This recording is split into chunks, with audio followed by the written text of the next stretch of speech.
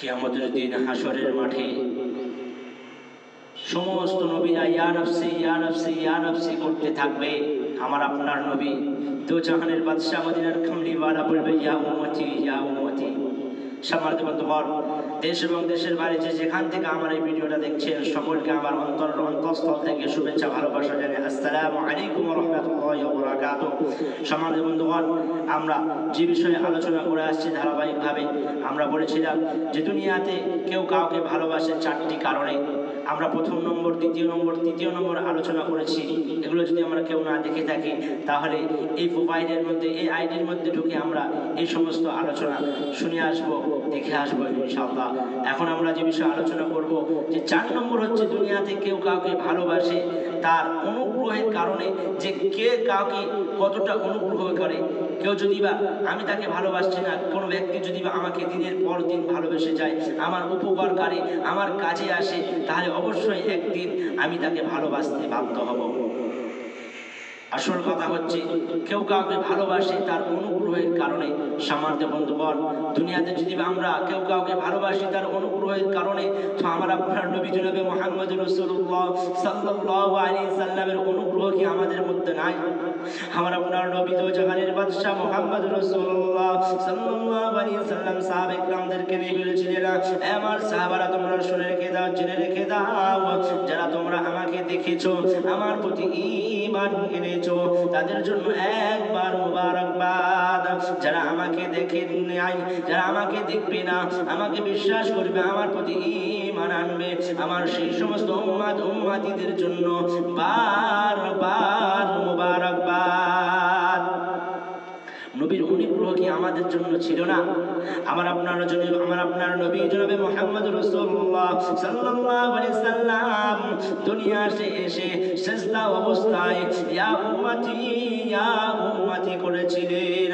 এখনো পর্যন্ত মদিনা শরীফের মধ্যে সবুজ গম্বুজের নিচে শুয়ে শুয়ে ইয়া নাফসি না করে আমার আপনার নবী ইয়া উম্মতি, আমার উম্মতের কি হবে, আমার উম্মতের কি হবে, যে নবী সর্বদা আমাদের জন্য দোয়া করে যাচ্ছে, সেই নবীকে আমাদের জন্য অনুগ্রহ করেননি। সম্মানিত বন্ধুগণ, কান্না কাড়া করে শুনে রেখে দাও, জেনে রেখে দাও, কাল কিয়ামতের ময়দানে কঠিন হাসরের দিনে সমস্ত উম্মতি হযরত আদম আলাইহিস সালামের কাছে চলে যাবে পেরেশানির মধ্যে। কেউ বলবে আমাদের পিতা আদম, তুমি আমাদের জন্য আল্লাহর কাছে একটু সুপারিশ করে দাও। হযরত আদম আলাইহিস সালাম বলবে না না না, আমি সুপারিশ করতে পারবো না, তোমরা চলে যাও নূহ আলাইহিস সালামের কাছে। হযরত নূহ আলাইহিস সালামের কাছে সমস্ত উম্মতি গিয়ে বলবে, হে নবী নূহ, তুমি আমাদের জন্য আল্লাহর কাছে একটু সুপারিশ করে দাও।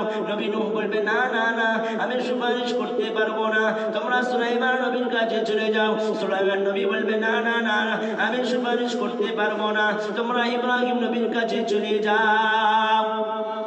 ইব্রাহিম নবী বলবে না না, আমি তোমাদের জন্য সুপারিশ করতে পারবো না, তোমরা ঈসা আলাইহিস সালামের কাছে চলে যাও। হযরত ঈসা আলাইহিস সালাম বলবেন না না না না, আমি তোমাদের জন্য আল্লাহর কাছে সুপারিশ করতে পারবো না, তোমরা চলে যাও শেষ নবী, মায়ার নবী, উম্মতের কান্ডারি, উম্মতের দরদ নবী জনাবে মুহাম্মদ রাসূলুল্লাহ সাল্লাল্লাহু আলাইহি সাল্লামের কাছে চলে যাও। অবশ্যই অবশ্যই আল্লাহ তাআলার রাসূল আপনাদের জন্য সুপারিশ করে দেবে। সমস্ত উম্মতি আমার আপনার নবী তো জাহানের বাদশা মদিনার কামলিওয়ালা ইতিম নবীর কাছে গিয়ে বলবেন, ইয়া রাসূলুল্লাহ, ইয়া হাবিবাল্লাহ, হুজুর, আমরা বড় পেরেশানির মধ্যে আছি, আমরা বড় কষ্টের মধ্যে আছি, আমাদের জন্য মহান আল্লাহ তাআলার কাছে একটু সুপারিশ করে দেন।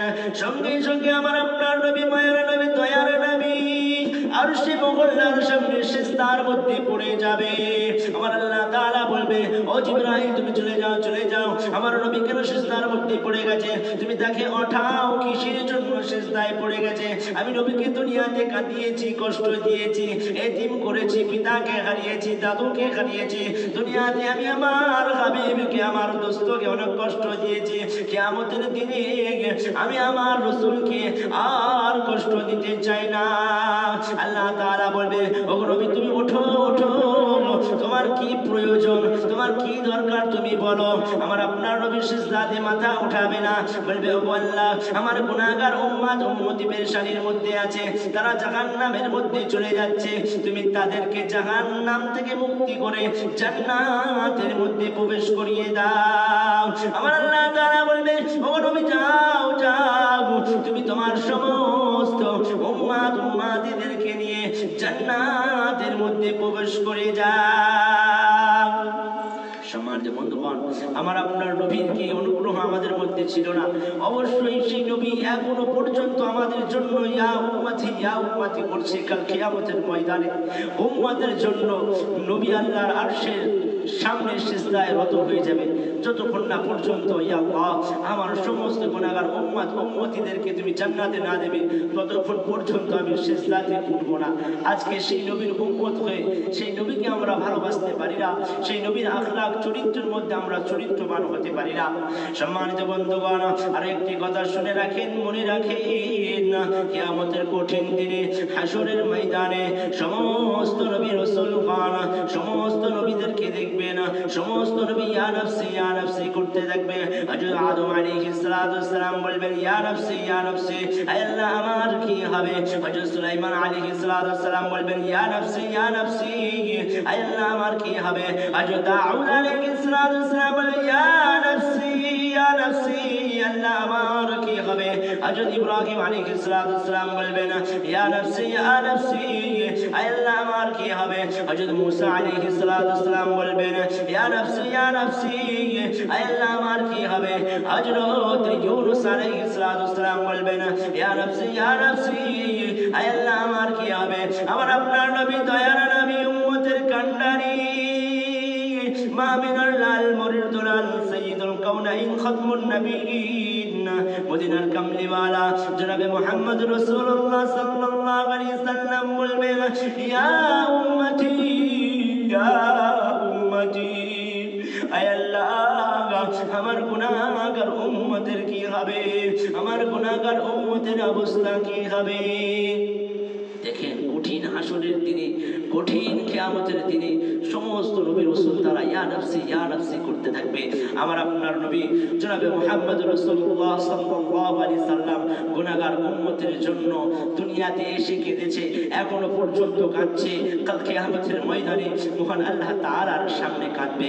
তাহলে আমাদের প্রতি কি নবী মুহাম্মদ রাসূলুল্লাহ সাল্লাল্লাহু আলাইহি সাল্লামের অনুগ্রহ নাই? অবশ্যই নবী মুহাম্মদের অনুগ্রহ আমাদের জন্য আছে। সেই জন্য দুনিয়াতে যদি বা কাউকে অনুগ্রহের কারণে ভালোবাসতে হয়, তাহলে আপনি নবী মুহাম্মদ রাসূলুল্লাহ সাল্লাল্লাহু আলাইহি সাল্লামকে সর্বাধিক বেশি প্রাধান্য দেন, তাকে বেশি ভালোবাসেন, কারণ তার অনুগ্রহ আমাদের মধ্যে সব থেকে বেশি। সেই জন্য মাহতারাম দোস্ত বুজুর্গ, নবীর আদর্শবান মানতে হবে, নবীকে সর্বাধিক বেশি ভালোবাসতে হবে। সম্মানিত বন্ধুগণ, আজ এই ভিডিও এই পর্যন্ত আমরা শেষ করছি। পরের ভিডিওতে আবার অন্য কোনো ভিডিওতে দেখা হবে ইনশাআল্লাহ। যদি বা এই ভিডিওটা আপনাদের অন্তরের মধ্যে বিন্দুমূলক ভালো লেগে থাকে, তাহলে অবশ্যই এই ভিডিওটা শেয়ার, লাইক, কমেন্ট করবেন ইনশাআল্লাহ। ওয়া আখিরু দুআনা আলহামদুলিল্লাহি রাব্বিল আলামিন।